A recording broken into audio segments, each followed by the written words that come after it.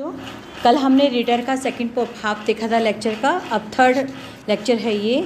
इसमें उन्होंने जब कल लास्ट में छोड़ा था 7वीं संकल्पना या विचारधारा, जिसमें उन्होंने अर्णकुंडे को अपने समय का सबसे ज़्यादा वैज्ञानिक तरीके से जो रचना उन्होंने लिखी थी, he has written himself, he wrote himself, so उसको उसने सबसे बेस्ट माना था।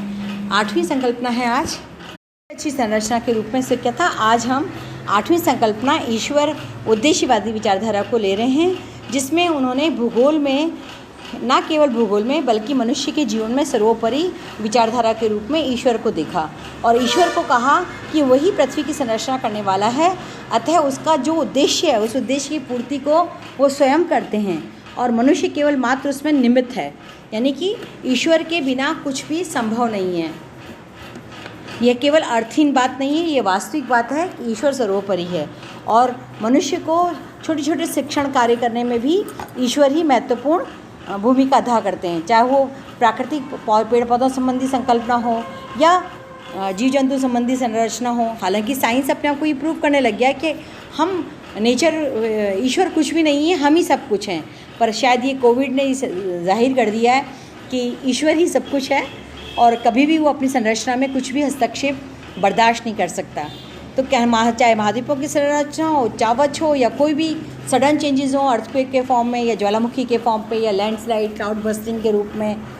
लैंडस्लाइड मतलब भूस्खलन, क्लाउड बस्टिंग मतलब बादलों के फटने वगैरह से जो नेचुरल प्रक्रिया होती है उसके रूप में उन्होंने सबसे ज़्यादा बात कही। अब ये सारी बातें उन्होंने ईश्वर संबंधित बताई और ये कहा कि ईश्वर के द्वारा ही ये सब कुछ संभव है। चाहे मनुष्य अपनी जितने भी सांस्कृतिक क्रियाकलाप करता है या भू क्षेत्रों का निर्माण करता है, वो सारा संयोजन प्रकृति के द्वारा ही हो पाया है। बिना प्रकृति के संयोजन से मनुष्य का फिजिकल जो भौतिक परिवर्तन है, प्राकृतिक परिवर्तन है, वो उसका पूर्णतः नहीं कर सकता। यानी कुल मिलाकर हर एस्पेक्ट्स में, चाहे वो भौतिक हो, प्राकृतिक हो, सांस्कृतिक हो, वातावरण संबंधी हो, ऐतिहासिक हो, सब समय का निर्धारण, सब चीज़ों का निर्धारण ईश्वर ही करते हैं, ऐसा रिटर ने कहा। 9वीं संकल्पना है कि रीजनल स्टडी, प्रादेशिक अध्ययन।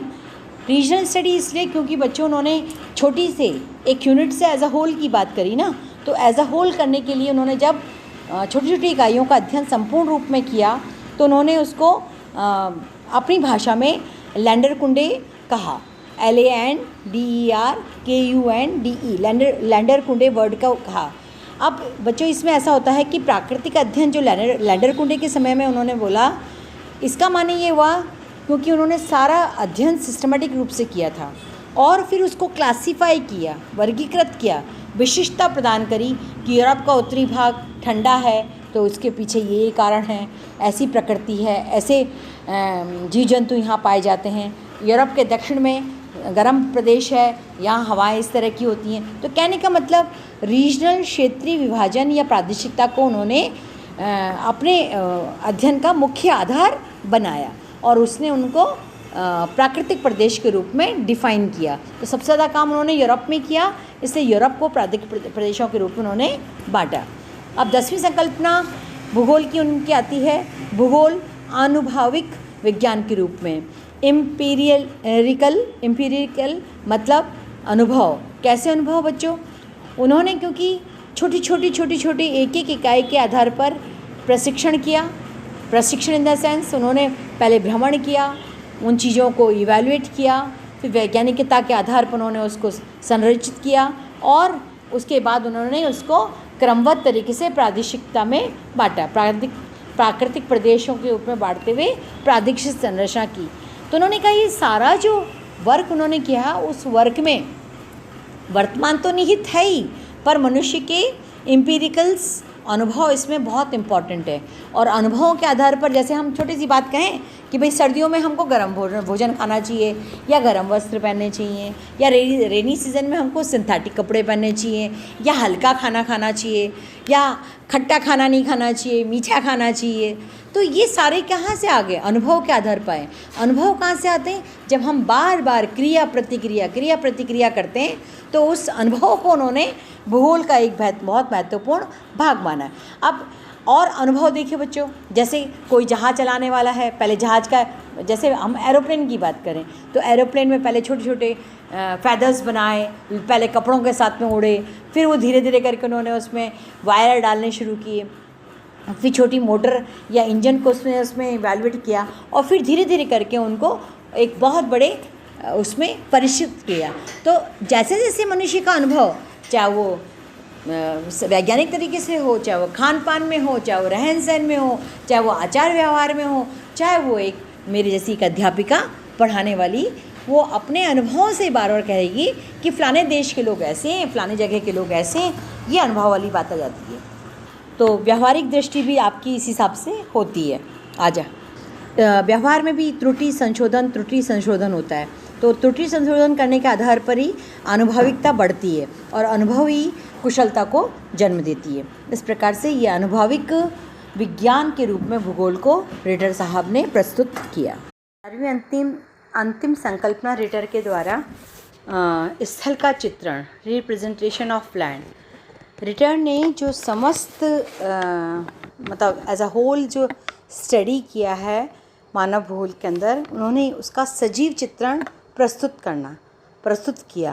कहने का मकसद कि जहाँ पर जो चीज़, जैसे चाहे वो कृषि से संबंधित हो या कोई नदी हो, फिज़िकल फीचर्स हों, पहाड़, नदी, मैदान या उत्पादन है, या मानवीय बस्तियाँ, आवास, सड़कों का निर्माण वगैरह वगैरह, सारी चीज़ों को उन्होंने क्या कहा कि प्राकृतिक तथा मानवीय लक्षणों को अलग अलग तथा संबद्धतापूर्ण, coherent whole, as a whole, मतलब पूरा एक साथ एक रूप में प्रस्तुत करना चाहिए, जिससे ऐसा लगे जैसे हम कोई स्टोरी टेलिंग करते हैं ना, कहानी कहते हैं कि घोड़े पे एक राजकुमार आया, खेतों में से दौड़ रहा था, या झरना पानी का बह रहा था, या एक लड़की घास काट रही थी, या कोई संगीत सुना रहा था।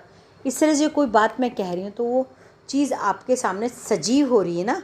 तो उन्होंने कहा कि जो चीज़ है क्या, प्राकृतिक तथा मानवीय लक्षणों को अलग अलग तथा संबद्धतापूर्ण रूप से प्रस्तुत करना चाहिए, और मनुष्य तथा प्रकृति के संबंध में सबसे महत्वपूर्ण आकलन स्वयं प्रत्यक्ष हो जाए, मतलब हमें एकदम क्लियर दिखाई दे कि हाँ ये पूरे इस चीज़ के, जैसे यूरोप में आपके अंगूर की खेती बहुत होती है, या आपके घास के मैदान है, डेयरी फील्ड्स हैं, डेयरी फार्मिंग है, वीट तो है नहीं, नीचे लोअर लैटिट्यूड्स पे तो वीट्स है, पर ऊपर जैसे पटैटोज़ फील्ड हैं, या आपका बीट रूट, चुकंदर के, शुगर केन नहीं, वो उसको कहेंगे चुकंदर, शक्करकंदी कहते हैं जिसको, वो सारे फील्ड्स हैं। तो एकदम आपके आँखों के आगे वो सजीवता से गुज़र रहा है। इसलिए हम इसको उन्होंने जो कहा, किसने, कार्ल रिटर ने जो कहा कि अपना जो कार्य है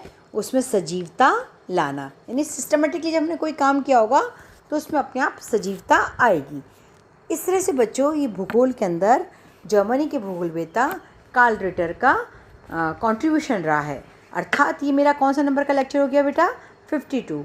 आज हमने इसमें क्या क्या पढ़ा, एक तो लैंडर कुंडे, जो एक ऑब्जेक्टिव शब्द में आ सकता है, वो बहुत इम्पॉर्टेंट है। लैंडर कुंडे अर्थात प्राकृतिक प्रदेश।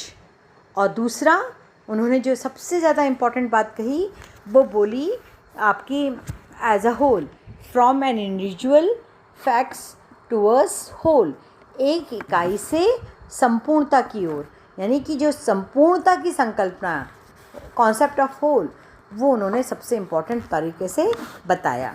और वापस से देख लीजिए, वो ईश्वरवादी थे, थियोलॉजिकल थे, यानी थियोलॉजिकल हैं। यदि ईश्वरवादी कोई व्यक्ति है तो उसको हमने क्या बोला, निश्चयवाद के अंदर डाल दिया है ना। और रिटर का जो अर्णकुंडे ग्रंथ है उसका 19 वॉल्यूम फिर से याद कर लीजिए, और यूरोप का सिस्टमैटिक चित्रण, ये आपका आज फेडरिक रिजल्ट का हुआ। तो यानी आज हमने 4 लेक्चर्स में क्या देखा, पहले कांट देखा, फिर हम्बोल्ट्ज़ देखे, फिर 3 में कार्ल रिटर, यानी टोटल 6 लेक्चर्स ये हो गए। तो 53 लेक्चर मेरा ये ख़त्म हो गया। तो इस प्रकार से ये आपका कार्ल रिटर का हुआ। बच्चों, आप कार्ल रिटर की पिक को नेट पे जाकर भी अच्छे से देख सकते हैं। टाइप करिए और वहाँ से इसको निकाल लीजिए। ठीक है बच्चों, तो ये आपका फेडरिक। अब आपका दूसरा जो जर्मन भूगोलवेत्ता होगा वो है रेड्जिल, जो हम फेडरिक रेड्जिल 1844 से 1904, जो हम कल देखेंगे। Thank you.